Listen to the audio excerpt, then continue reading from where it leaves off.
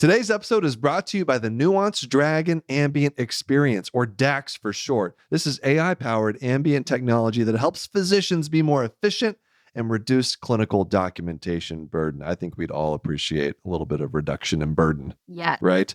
To learn more about how DAX Copilot can help reduce burnout and restore the joy of practicing medicine, stick around after the episode or visit nuance.com/discover DAX. That's nuance.com/discover DAX.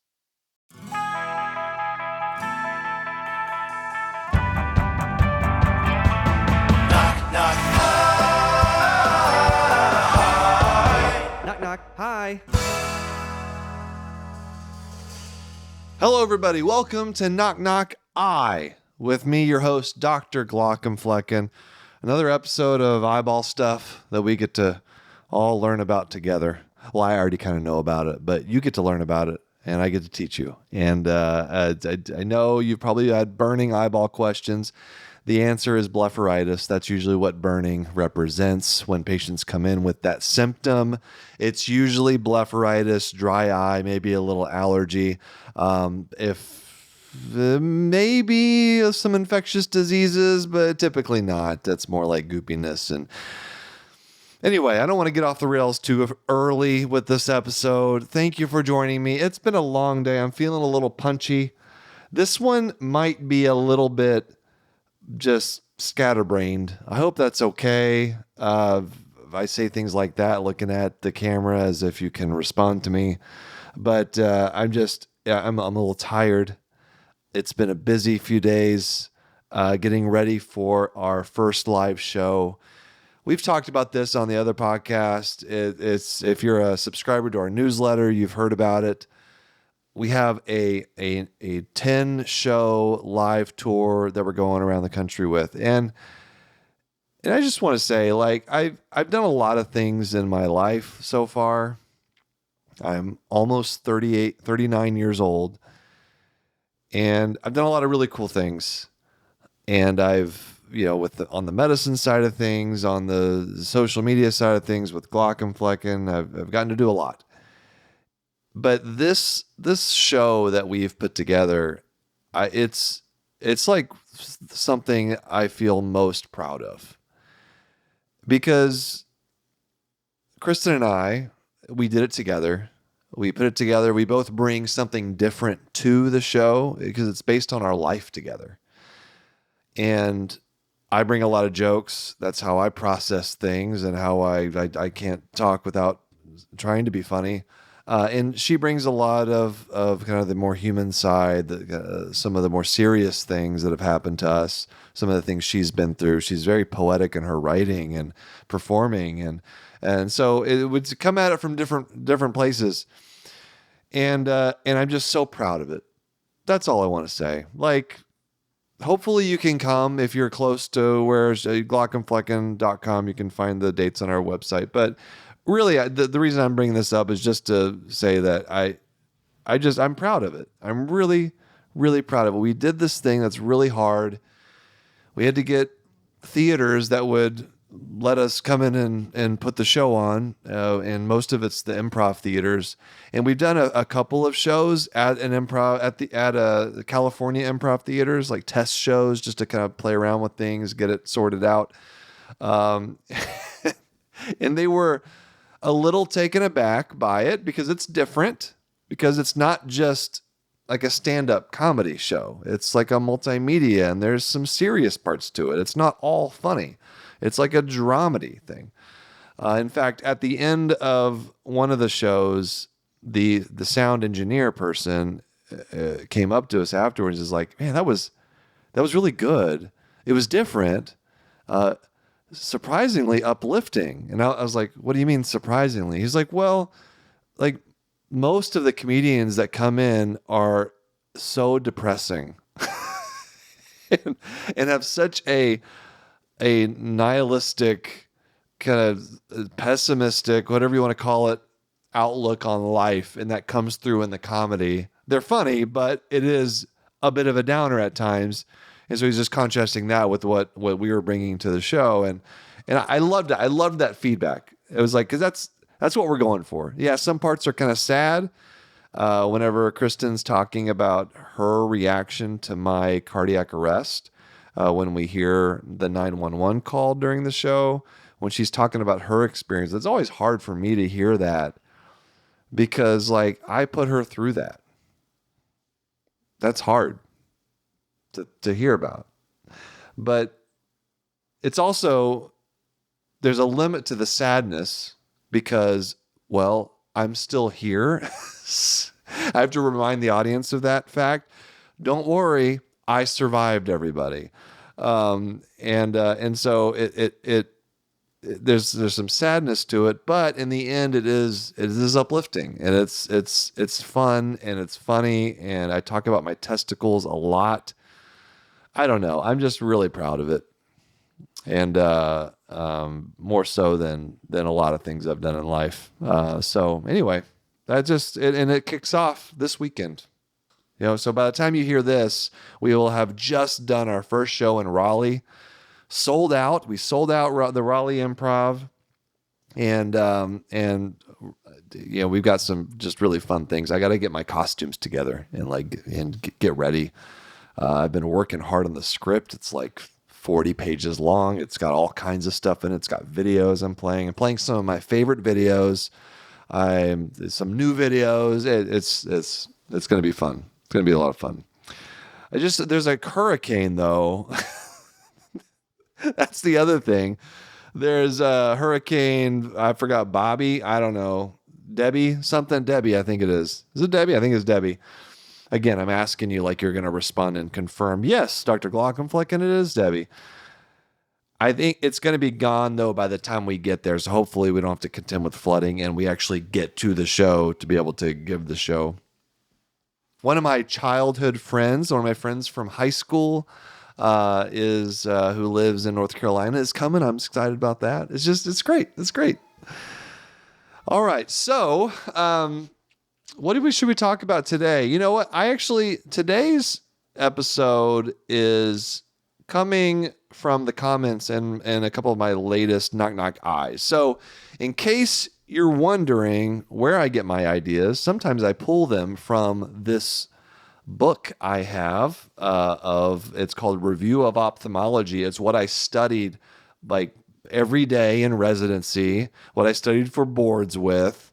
It's like an outline of just everything in ophthalmology. It's like 10 years old now, so there's probably some stuff that's not totally accurate, but it's good enough. And sometimes I'll flip through and just find a random topic and start talking about it to you all on these episodes. So, that's where I get some of my ideas, but some of them come from the YouTube comments. So at Glockenfleckens, that's different from my bigger YouTube channel. This is the one we just started. It's got about 5,000 subscribers on it. So it's smaller, more intimate, we like to say. But I get some really good comments on the podcast episode. So all the Knock Knock Eyes are posted there. You can go back. Did you know we've done like, I don't know, 40 of these already? Maybe not that much, 30, 40, something like that. Every day, every week, a different topic, all kinds of eyeball stuff. And I see people ask me, hey, when are you going to talk about chemical injuries? Well, we did. It was like 4 months ago. And I mean, maybe I should like revisit some of these. I don't know. Or like repost them for people that haven't seen them on the off days and still do the new episodes. I don't know. We'll see. Because, I mean, people, are just learning about it and coming in. But anyway, the point is, comment. Go to those YouTube. Even if you don't want to watch it on YouTube, just go to that episode on YouTube. Give it a like. Subscribe maybe. You don't have to watch it. It'd be great. Put it in the background while you do something else that's more productive with your life. But you can also comment, and I read those comments. I try to read as many of them as I can. So let's see. Today, actually, all right, what we're going to do, we'll take a short break, come back. I'll go through a couple of these comments, and that'll tee up a couple of the topics we're going to talk about today. All right, here we go. So, YouTube, this was from the episode I put out a couple weeks ago, Starry Eyes, Olympian Stephen Nedorazic, Strabismus Explained. Ooh, this is a big deal, right? Big deal. Stephen and the eyeballs. I won't belabor it because I've talked a lot about it over the last few weeks. But on that episode of Knock Knock Eye, I got some good comments. So here's one. This is at Mitchell Christensen X70. My wife is slightly myopic, about a -3-ish, and I have a very little correction. I am worried about when we decide to have kids, since I have heard about the myopia epidemic. I swear I'm an ophthalmologist, but I've also heard about potential options to prevent progression of myopia in children. Anyway, I would love to hear your take on the myopia epidemic and also potential myopia control for kids, as well as any advice for future parents with no correction who has married someone with myopia. Don't marry someone with myopia. No, I'm just kidding. I married someone with myopia. I have perfect eyes, everyone. I don't want to rub it in, but my eyes are amazing. They really are. A little bit hyperopic. I've got latent hyperopia, which means I'll be in reading glasses before most of you, but I have never had to have glasses. As Kristen always makes fun of me about, I have never actually had a formal dilated eye exam. Eventually, maybe that should happen on this podcast. But I did marry someone who is nearsighted. Kristen is a -375 in one eye, -325 in the other. Yes, I do her refractions. Not the greatest at them anymore. My technicians do them mostly. I still remember how to do it though. And so she's about the same, -3. And our kids so far do not show any signs of myopia. I do check their vision periodically, 2020, 2015 without correction. But it is usually, puberty land. So 10, 12, that's often when myopia starts to really kick off, unless there's a strong family history of high myopia. So if you have someone in the family, one of the parents is like a -8, -10, -12. Once you get above -8, you're into like what we call pathologic myopia. It's very abnormal, like a mild amount of myopia, -3. That's fairly normal. Your eyes can function normally. You don't really have that much of an increased risk of potential complications from your myopia. But once you get really high, -10, pathologic, you're at high risk of retinal tears, retinal detachments, choroidal neovascular membranes forming, bleeding, cracks in the retina, retinal holes, all kinds of stuff. All right. The retina struggles when you have really high myopia. So in kids who have a parent that has that level of myopia, sometimes we'll see their myopia show up early, like 6 years old, 7 years old, 8 years old. That is not a great prognosis, because if they're starting up myopic that early, it's going to get worse and worse and worse. Because most of the time, I'd say the vast majority of the kids are hyperopic. They're on the other end, and then they start trending toward myopia. So the kids are mostly like plus, and then they become minus. But kids who start out minus, that's a bad sign. And this is, as Mitchell says in his comment, myopia is becoming a bigger and bigger issue. 1 out of 2 people have myopia in the world. That is an enormous number. That's enormous. Now, it's more in certain areas of the world and less in other areas of the world. In Asia, there's a huge myopic epidemic. And we have studies. There's no proven direct link like this causes myopia. Genetics obviously plays a role. But research suggests that children who spend more time indoors doing near-focused activities, computer work, video games, reading, and a lot of these studies come from the Asian continent.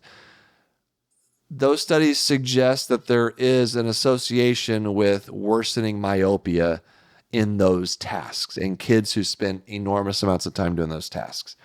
And so there's been, over the last couple decades, more research into what we can do to limit the progression of myopia. And again, this is a big source of literature in Asia, China, Japan, where there's a lot of people. There's just a higher prevalence of myopia in Asian patients.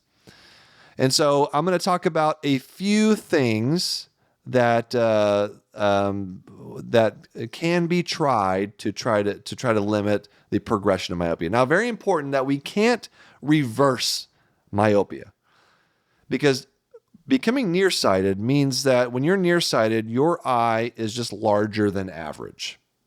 We can't shrink the eye. All right, once the cat's out of the bag, you can't put it back in the bag. You can't put the cat. Can you put a cat in a bag? I don't think you can. Maybe that's a very docile cat, but generally cats don't go back in the bag, and the eye does not get smaller. It just gets bigger. So we want to try to keep it from getting bigger. So the first, and probably the most, I would say the most efficacious, the one with the highest data, is low-dose atropine eye drops. All right, so you may be familiar with atropine, and what it does is it dilates the eye. It's an anticholinergic medication, so it blocks cholinergic innervation, causing dilation.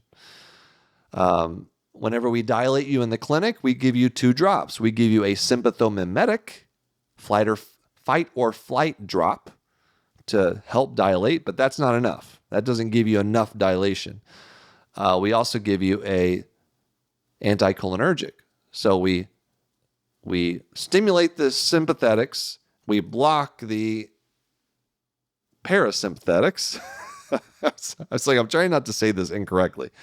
And those things together really help you dilate the pupil very well. Well, atropine is a potent anticholinergic that really rips that pupil open. It is dilated, and it can be dilated with 1 drop of atropine, 1% atropine. It can be dilated for 2 weeks. We don't know why this works. Now, the effect, it's not like, bam, you give atropine, no more myopia, or no more progression of myopia. It's not like that, all right? But if a kid is gaining a diopter every year, they go from 7 years old to 8 years old, all of a sudden they go from -2 to -4, all right, it's going to slow that progression. And we do have good data that suggests that this works. I know people, fellow ophthalmologists, that have put their kids on atropine, low-dose atropine eye drops, because you also don't want to blind the kid. Right? So the idea is that's low dose. So it's not going to be as kind of blowing up the pupil. It'll just dilate the eye a little bit. And I believe the way we figured out that this might be a thing is because atropine has been used in amblyopia management. Amblyopia management. So if you go back, I've talked about amblyopia and strabismus more recently with the Stephen Nedorozic episode. But when you have a lazy eye, when you have a strabismus where one eye is pointed out or pointing in, when you're a little kid, your brain will just ignore that eye. Well, one way to make that eye force it to see, force it to get better, is by patching the good eye. Well, some kids can't wear a patch. They're just terrible. They rip them off. They don't wear them. So the other alternative is to put a drop in the eye, put atropine in the good eye to blur it. You blur the good eye, which forces the brain to use the bad eye and helps to treat amblyopia. And I think they figured out that eyes that had the atropine were less myopic than the fellow eye. And so what's going on here? So many things in medicine just happen by accident. We just figured out, oh, wow, this works. Amazing. Let's keep doing it. And so introduced low-dose atropine, found that low dose has the same effect. And so, but the thing is, we don't know why it happens. I don't think we do. If someone does know, please tell me. Hopefully I'm not wrong in that statement. So it's used for myopia in children who are between 5 and 18. That's what's recommended. So 5 and 18 years old. You put the drops in both eyes at bedtime. Now there are some side effects to it. It can cause some redness in the eye, some itching around the eye. But generally it's pretty well tolerated. It might cause a little bit of blurring of vision. That's why it's best to use it in both eyes, because obviously with myopia, it typically involves both eyes. So that's low-dose atropine, and that's something that usually a pediatric ophthalmologist will treat with. All right. Another option is contact lenses. So there's like these special contact lenses, or they're called peripheral defocus contact lenses. And there's some data to show that I don't really know a lot about these, but that they kind of have the same effect. They decrease the progression of myopia. The downside with contact lenses, not specifically these really, but any contact lenses in a kid, is your risk of infection. All right. So you have to, anytime you're going to prescribe contact lenses to a child, they have to have a really diligent support system, parent, guardian, willing to make sure that those lenses are taken care of. They're being cleaned appropriately. They're being taken out when they need to be taken out. That the kid doesn't sleep in them. Very, very important, is you don't want a blinding corneal infection from improper contact lens wear. Orthokeratology, Ortho-K. I get a lot of questions about Ortho-K. I am not an Ortho-K specialist. I don't know. Ophthalmologists don't typically use Ortho-K. This is more in the realm of optometry, so I'm not going to speak a lot about Ortho-K. But basically what Ortho-K is, it's a contact lens that a child will wear overnight to flatten the cornea and help temporarily treat myopia. I know there's been some studies to suggest that will actually decrease the progression of myopia. I don't know enough about it to definitively say, yes, this is a good option, but same thing as the peripheral defocus contact lenses. I'm real hesitant to put kids as young as 5 years old in contact lenses unless you absolutely have to. So I think atropine is the big winner for myopia control. And so that's what, if you're a parent and you have kids, you have a family history, you have Coke bottle glasses, you're a minus infinity, and you're worried about your kids, first of all, make sure you get them examined at an early age, all right? At 5 years old, they should have an eye exam at the latest. And then talk to your ophthalmologist, get a referral to a pediatric ophthalmologist if you have to. Ask about the low-dose atropine eye drops. They're going to have the most recent data on this issue, because the pediatric group at the American Academy of Ophthalmology, I know they're always looking at this. They have some kind of study going on about atropine, because this is a hot topic. That's two hots for myopia control. All right, let's see. How are we doing here? All right, so let's take another short break. Be right back, and we have one more topic for you. All right, here we go. I say we have one more topic for you, as if it's anybody but me. I'm sitting here. It's dark. It's been a long day. It's a clinic all day. But we don't need to talk about that. That's boring. It's I don't know. I'm the clinic on-call doctor this week, because I have a Saturday morning clinic. So we do this thing in our office where we have enough MDs that we can have one MD every week work a Saturday morning. I know it's like blasphemy to say an ophthalmologist working on a Saturday. What? Don't tell the other ophthalmologists that we do this, all right?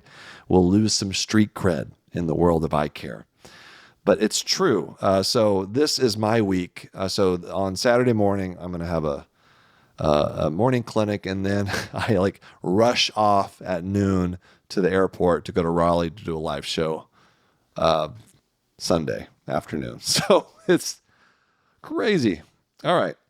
How about one more topic? I have another comment from YouTube. This is from at Rowan Jacobs. At Rowan Jacobs says, great episode as always. I think it'd be interesting to do a famous eyeballs video about albinism. I agree. If I knew somebody with albinism, and I actually did like Google like famous people with albinism, I couldn't find like anybody that I had heard of. That's not to say some of you may not have heard of them, but anyway. So I don't know if you know anybody with albinism that's famous. Let me know in the YouTube comments on this video, and I'll talk about it next time. But that doesn't stop me from talking about albinism. This is an interesting topic, so I'd love to tell you a little bit about albinism. All right, let's do it. So, those of you who may not know about albinism, it refers to reduced pigmentation compared to other people in your same racial background. Okay, so and it's because of a lack of pigment production. You don't make as much pigment. Now, there's two main groups, all right, that can both affect the eyes. All right, there's oculocutaneous albinism. That is the most common condition among the disorders of hypopigmentation, reduced pigmentation. And that involves, with varying degrees, the eyes, the hair, the skin. And then there's a second group that's less common. That's called just ocular albinism. So there's OCA, oculocutaneous albinism. There's OA, ocular albinism, where the disease is just limited to the eyes. I think I have one patient with just ocular albinism. I don't see, I mean, both of these conditions are relatively rare. The ocular albinism is in the range of like 1 in 20,000 people. So it's very rare, but it's a fascinating disease. And has lots of different manifestations.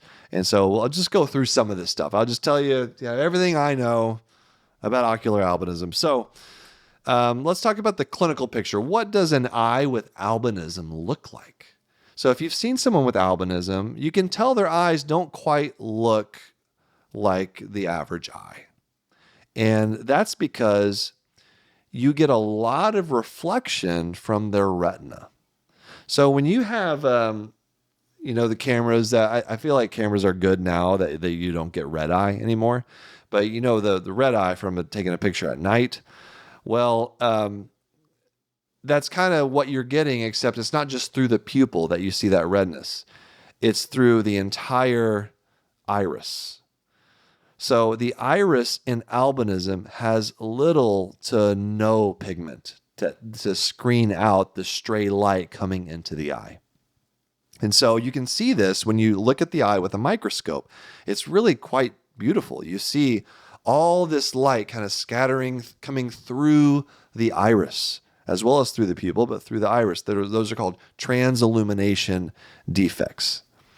And you can get this type of thing in all kinds of diseases of the eye. Anything that can affect the iris, there's a lot of them: pseudoexfoliation, pigment dispersion syndrome, Axenfeld-Rieger. There's a lot of diseases, but albinism is a classic one.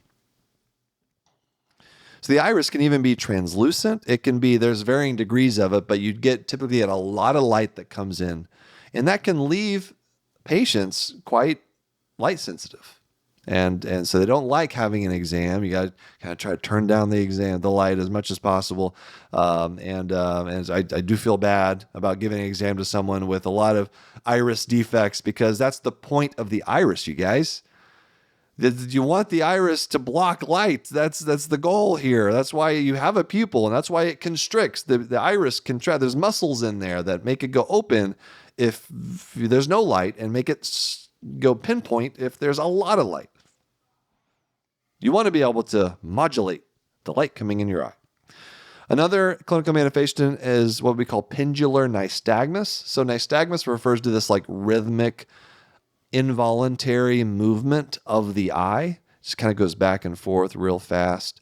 Lots of diseases can affect this, but this is a classic finding in patients with ocular albinism. Foveal hypoplasia is another one. So the fovea is the back of the eye, the retina, that is where light is focused at its highest point. So that's where your 20/20 perfect vision comes from. It comes from light that's focused directly right in the center of the macula on the fovea. There's a little dip there if you look at it on cross section. Well, patients with ocular albinism don't have that dip. They have what's called foveal hypoplasia. So that fovea, that high acuity vision, is not possible in someone with ocular albinism because they have foveal hypoplasia. So it's not a fully developed fovea. It doesn't have that dip. It doesn't have as high of a concentration of photoreceptors and all the circuitry and the wires and the neurons and everything to give you that perfect, great 20/20 vision. It's not quite as developed. And there can be variations of that. You can have 20/60 vision. Most patients are like 20/200. They have nystagmus. They don't see quite that well with ocular albinism. And those are the big things. We talked about photophobia. The patients with ocular albinism can be myopic. They can be hyperopic. They can have astigmatism. They can have every other kind of problem with the eye. There's a couple of, and as far as the etiology of this, by the way, I mean, there's classic genes that are associated with this. And I'm not a geneticist. I had to take genetics, like ocular genetics, as part of my residency training. It was so hard to keep all of the things straight. There's too many. You geneticists, can you just cool it, please? Like, I get it. It's important. Like, people rely on this stuff. It's very important. But do I? Like, if I want to be a geneticist, I'd do it. Or I'll love to send patients to you, but I still have nightmares from Dr. Stone's notes and labs and trying to remember all of these things. And and it's a wonderful teacher, but man, a lot of genes. I feel like we're good if we can have like maybe like 20 people in the world that know all of the things. And then everybody else just like goes to them for advice. I don't know. Don't put me in charge of healthcare because clearly I don't know what I'm talking about. Okay, so other interesting features, or how about syndromic forms of albinism? There's Hermansky-Pudlak syndrome. I was at a recent speaking engagement, and I actually got to. It was a state medical society, and I got to meet. Is like a group, an organization, a state organization of people with Hermansky-Pudlak. And so they all had ocular oculocutaneous albinism, actually. And it was so interesting. So just to talk to them about their experience and how they're functioning, with nystagmus and poor vision. And man, the ability of people with poor vision who have had it all their lives to adapt and just live a normal life, and be able to do amazing things despite their vision is inspiring. It's one of the things I love so much about ophthalmology is just the patience, and I don't know. It was just fun. It was fun talking. So Hermansky-Pudlak is an autosomal recessive disease. I think it's due to platelet storage issues, and they have systemic diseases. I think there's the increased risk of certain infections, but they also have the albinism. There's a bunch of other ones like Waardenburg syndrome, Chidiac-Higashi. It goes on and on. And then what can you do, for people with this? Well, you can, I think it's bleeding history. I think that's Hermansky-Pudlak. I think that's, they have a tendency, it's like a bleeding disorder. That's what it is. Chidiac-Higashi, I always got this mixed up in residency training. Chidiac-Higashi, I think they're the ones that are at increased risk of infection. You get a bleeding diathesis from Hermansky-Pudlak because of the platelets. There you go. I remember what platelets do. Oh, God. I told you I'd be all over the place in this episode, you guys. So, treatment, there's no treatment for this. It's a genetic disease. You can't help a patient mature their retina or get rid of their nystagmus or give them close their transillumination defects in their iris, but you can't help them adapt. Talk about sun damage. Obviously, they're at very high risk of having, sunburns. And so covering up the skin, sunglasses. Oh, please, sunglasses. Another reason I go so mad when that person on whatever social media platform it was bad-mouthing sunglasses as if it's like a terrible thing that makes your vision worse. People like this, they have to have sunglasses because they're so light sensitive. It's just better protection for their eyes. And just regular eye exams, adaptive techniques, devices, magnifiers, sometimes guide dogs. There's all kinds of things that you can do now. And maybe that's a whole episode in and of itself is like medical assistive devices, because that is a whole world in eye care that's fascinating. I think I could do an episode on just guide dogs. And how to, what do you do if you see a guide dog? Or like, what do they do? What's the training involved? That would be fascinating. I think I'll consider doing that. So that's it. That's it for our topics today. Myopia management, ocular albinism, interesting, very interesting diseases. Thank you for those suggestions. So you can send me an email. Lots of ways to reach out to me. knockknockhi@human-content.com. Please send in your recommendations for topics. Again, I get these from you guys. All right. So let me know. Comment on YouTube. I'm not great about direct messages on my social media platforms, so that's the most inefficient way to get in touch with me. Email or YouTube comments, I think, are pretty good. Thanks to my producers, Aaron Corney, Rob Goldman, and Shanti Brook. Editor and engineer Jason Portiza. Our music is by Omer Ben-Zvi. And hopefully I see you out there on the road with our upcoming tour. If not, hey, I'm always getting around the country speaking and stuff, so maybe next year, right? All right, that's it. We'll see you next week on Knock Knock Eye. Take care, everyone.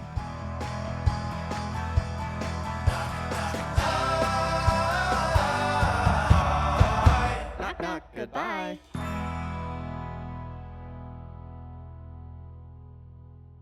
Thanks for watching the episode. You can find more on that playlist over there. If you prefer to listen, or you just had your eyes dilated, you can binge full episodes wherever you get your podcasts. Or join the party over on Patreon, where you get early access episodes, hang out with us, get lots of exclusive bonus content. Hope you subscribe, leave a comment below. Let us know what you think.